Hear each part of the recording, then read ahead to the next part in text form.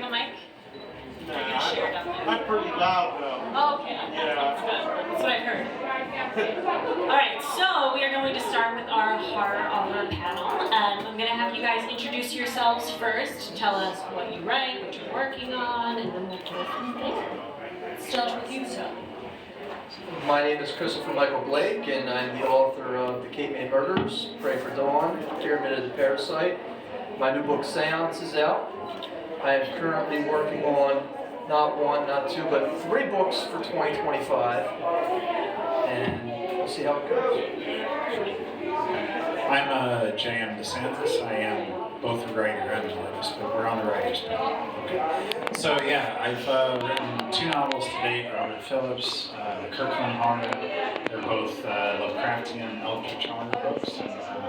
And my comic series, Chadi Island, which is a dark fantasy wonder sort of one. So yeah, those are past books. The Kirkland Horror is the newest. And right now, oddly enough, most of the projects I'm thinking of working on right now are vampire related. So yeah, I'm in the right place.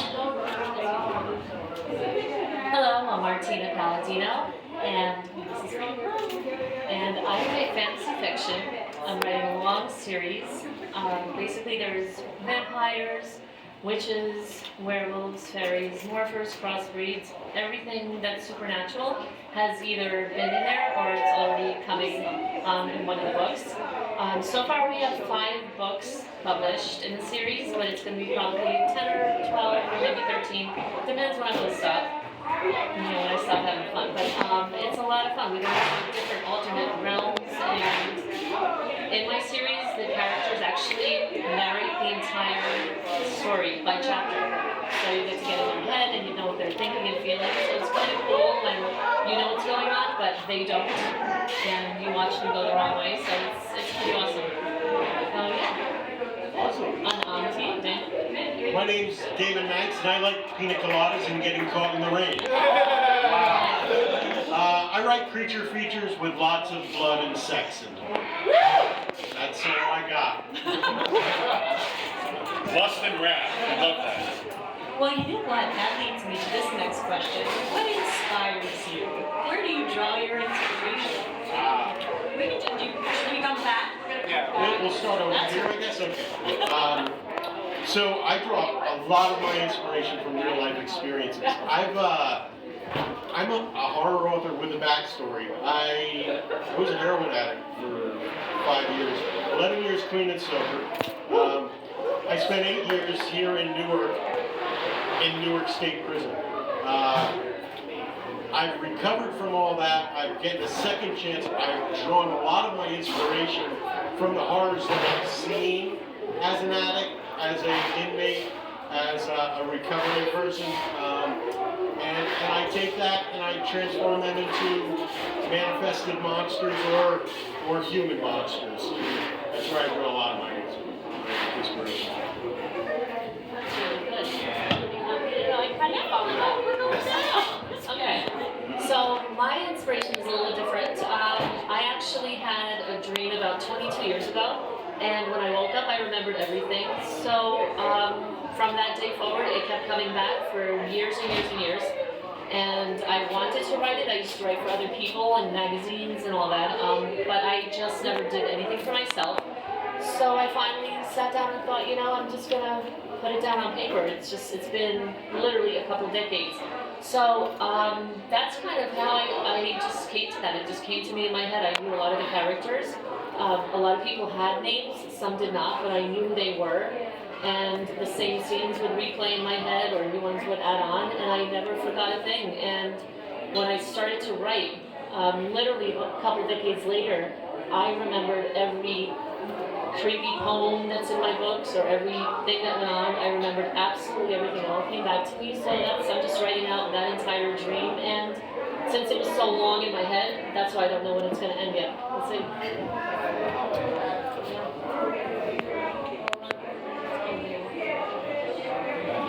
No, it's okay. You can talk. I'm not. No. I was interested. I was listening. Yeah. It wasn't like you were interrupting. I was like. Alright.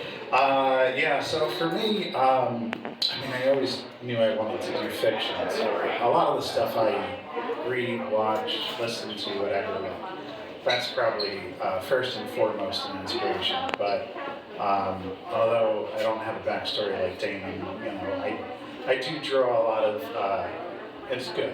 You know, It's good that you know. Yeah, no, I meant, but yeah, you know, like I do draw a lot of inspiration from life as well. I do have a lot of interest in psychology, so I tend to draw a lot of deep themes from that. A lot of my fiction kind of like doubles as a metaphor for those both struggles and just normal things people go through. So yeah.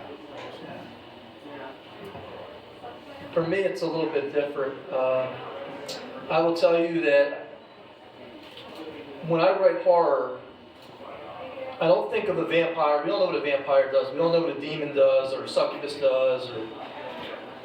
It's going to kill people. But what's terrifying is how bad human beings can be of one another. And that's the inspiration that I get when I write a story, is how truly terrifying it can be for, okay, if a vampire, say Daybreaker, was coming towards me, and Jeff here, I don't have to beat Daybreaker, I just have to run faster than Jeff. Maybe if I give Jeff a push, that would be terrifying enough to sit there and say, well, that's really, so that's the inspiration that I would kind of come up with. Not that I would push you. I could grab your leg and You toss officially you. lose sometimes. It's so much faster, I guarantee.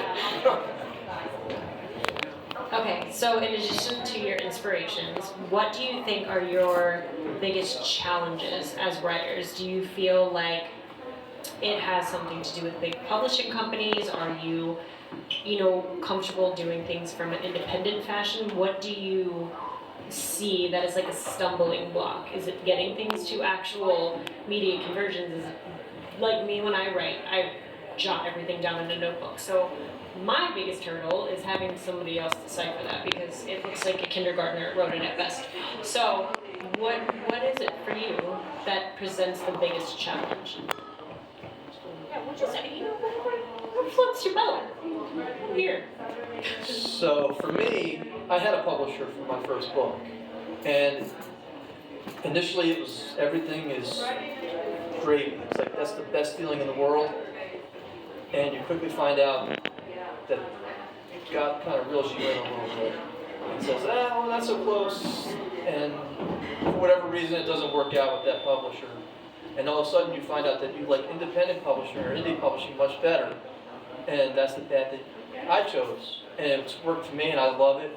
If there's any aspiring writers out in the audience, anybody who's listening, who's, I can't go through thousands of query letters and rejections, indie publishing might be for you. I can only tell you that I've submitted probably hundreds of short stories for publication.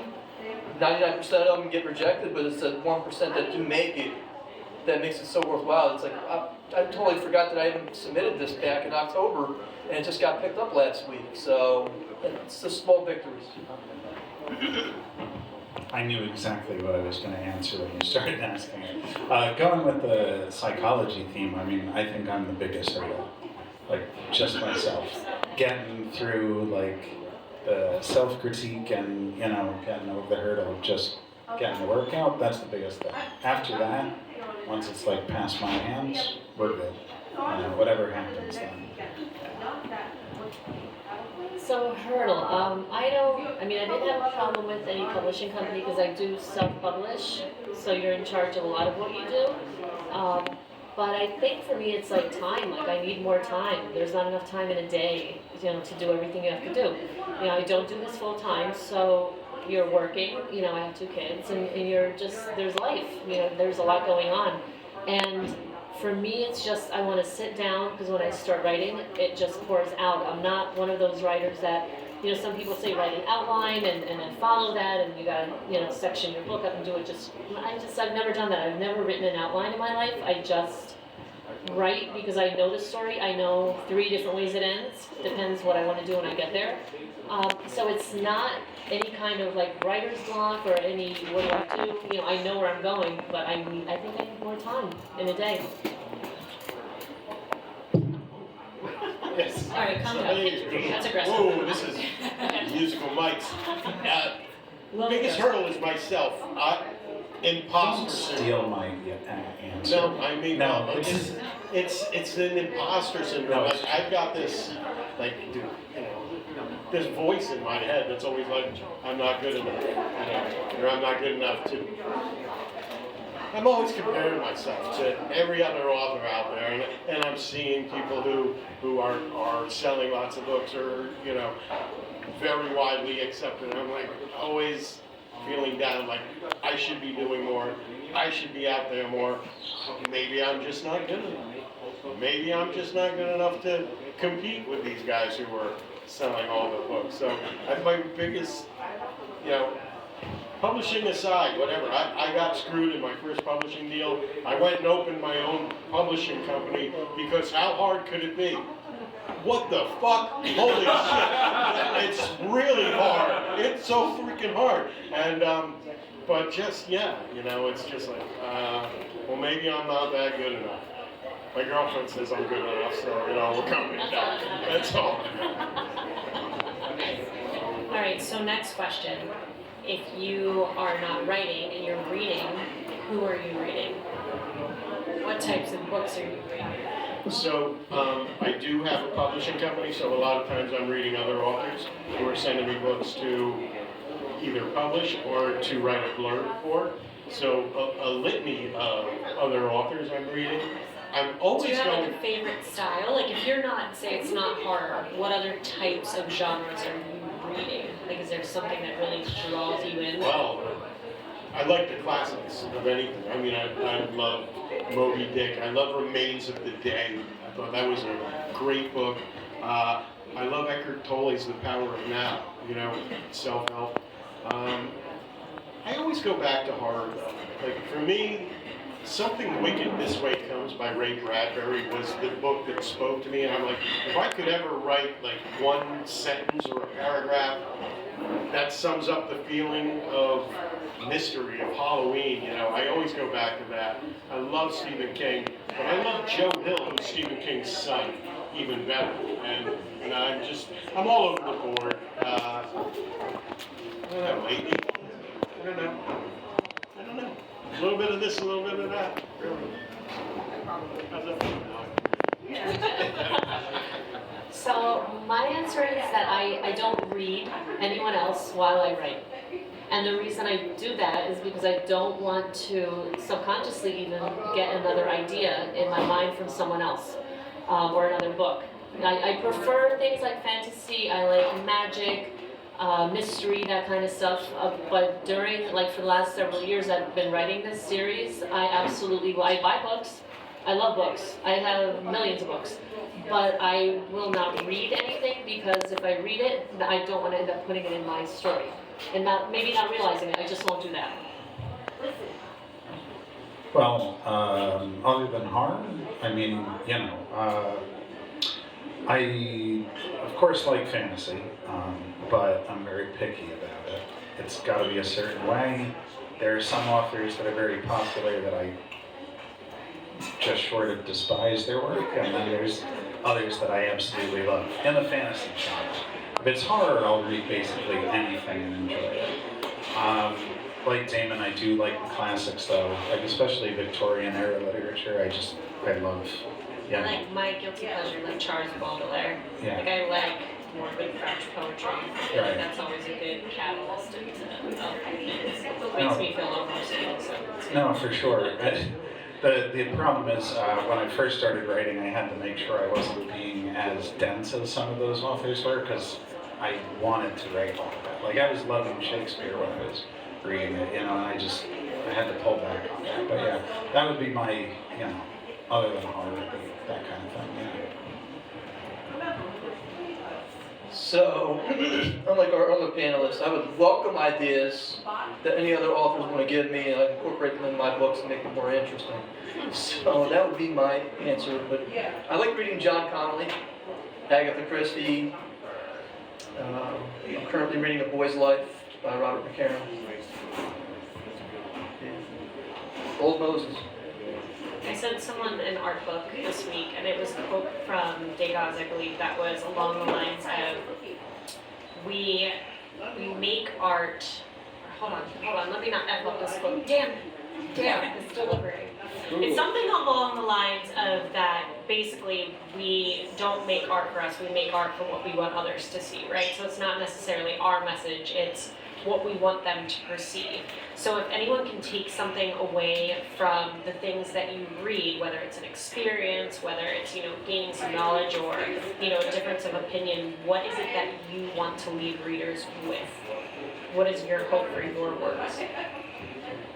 So I can only tell you that actually Dr. Simpson was probably the first person who bought my book at the very first New Jersey HorrorCon that I told you were going to sell my books. yeah, and And you did. And you are. yes, so thank you, yeah. And, All of you. but Regardless of the rest of the world, I know there's something else.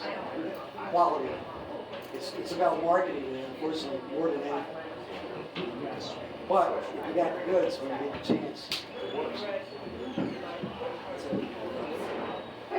for me, it's just having the reader come up to me later on and say, wow, I really enjoyed that piece, or you don't know what that meant to me, or just getting that feedback. Because believe me, you're going to get negative feedback too. It happens with any time you put yourself out there. I believe the quote is 25% of the people in this world are going to like you no matter what.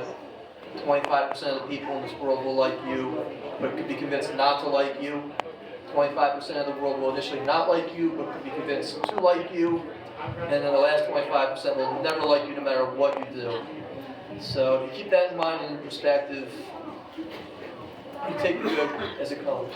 And that's what I want to leave. It's the message is just the things that we've been working on as artists for the last couple of years. And it takes time to get that out and develop it, but to have somebody come up and give you feedback that, hey, I really appreciated that, that's the best feeling. It tops the world.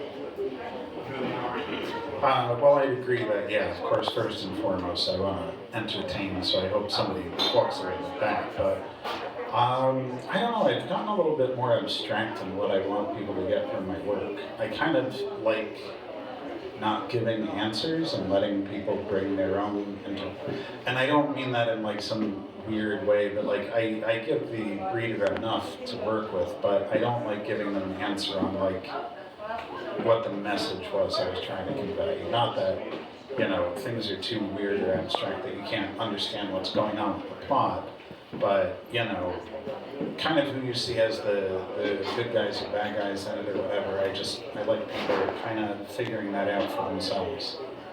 So. Okay, so it's as we were saying before, like feedback is great when people come up to you and they say, oh, I've read book 1 or 2, or oh, I can't wait to read the next one, and that's awesome. That it just motivates you and it makes you feel good that you're getting some kind of entertainment value to people with your writing. But the underlying message with my series, which no one actually will really know until you get towards the last couple books, is that it's actually about coexistence and just tolerance and acceptance of all beings on the planet. So it's built around, the message is built around like a supernatural world with all these crazy type things, and there's literally like 1 or 2 humans in it. Everything else is some type of supernatural, but it's all about learning to live among others that are different than you, and accepting it and not fighting and not having war. That kind of, it's almost like a, coming to some type of peace at the end of the day. And so that's becoming more prevalent as the series goes through, but it's hinted throughout the whole thing. So when you're reading it, you're not going to know that. So I really can't, I can't say, oh, they're going to walk away with that until they get towards the end. But we're not there yet. But that's basically where it's going. So it's kind of cool when a few people have figured a few things out and said, wow, this seems like this, and is this going on? And I'm like, wow, only a few people have really seen that, and as they comprehend it in different ways. So it's kind of cool.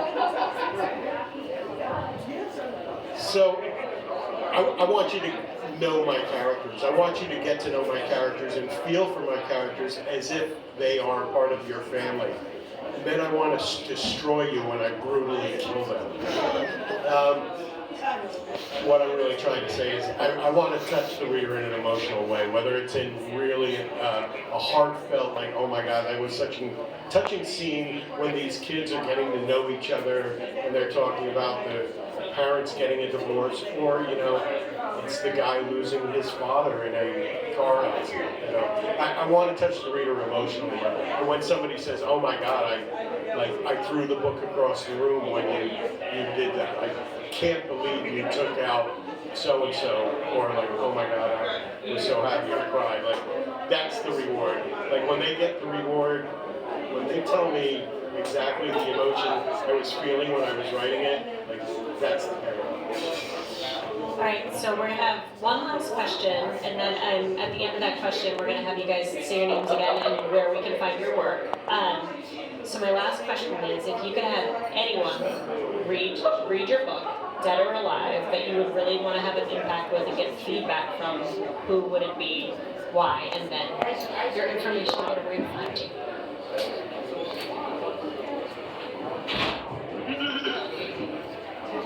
Like if you really could get So, some good feedback.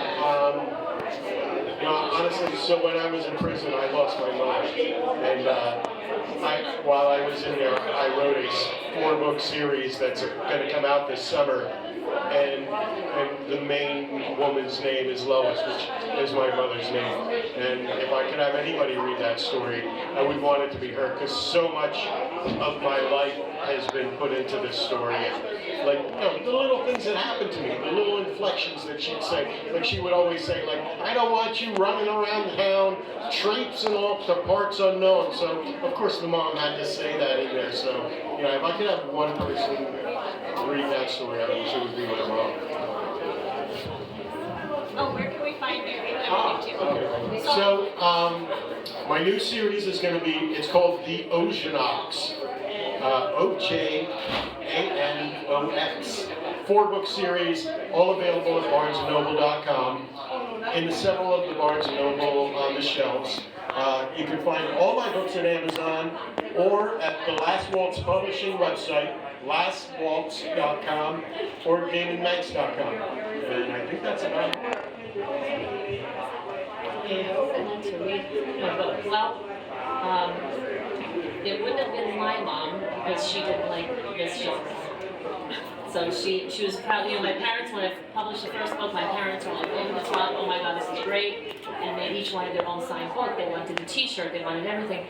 And then I said, "Mom, you going to read it?" She's like, "No, I'm just going to look at it. I like looking at it, and your name's on it, and that's enough." But my father read. My father just passed away a few months ago, and he was probably my biggest fan. He read every book, and he loved it. It's not even what he liked to read, and he loved it. And he gave me so much feedback on every book. He never got to read the last book, so Sorry. anyway, so yeah, so that yeah. So anyway, I'd probably want my dad to be able to read that. But anyway, where you can find all my books are on Amazon, Barnes and Noble, online, everywhere. And that's it. They're in Kindle and hardcover, softcover, all of that. My answer is going to be really lame compared to that. No, it's not. So I honestly don't know, because like I want to say like one of the writers that I love, right? But you know, how do you know they're gonna really? They might just be like, "This is shit." Like, get out of my face. So well, they always say like, be careful if you meet your heroes or whatever. So I don't know. I mean, luckily my parents are both alive. I mean, if one of them had passed away, I would probably say that. Yeah, I don't know. What's up? Yeah, no, it definitely is. I would have to think about that, because, it's a good question. I don't know that definitely a favorite author would be the one to hit up for it, but anyway. But as far as finding my work, I mean, online, jmdesantis.com, DESANTIS.com. You can go over to my table on the corner. I have bookmarks with it on there. And the best place to follow me is probably on Instagram, which is JMD Since write in the artwork, Writist is spelled WRITEIST. What's that? You're a doer and a dreamer, Ricky Bobby. Yeah. Just don't call him Jim. So for me, kind of along the same track as Jay and Desantis here, if there's a Netflix executive here in the audience, that would be the person that I would most reach to. I want to steal this one, this answer. Yes, that's. I'm currently writing scripts too, by the way, so, 3-part series, 4-part series is coming, don't worry about it. You can find my work at www.christophermichaelblake.com. It's on Amazon, Barnes & Nobles. I do publish Wise, so I should be on Smashwords and Hoopla and everything else as well. I think that's everything. Give it up for our authors, guys. Thank you for joining us.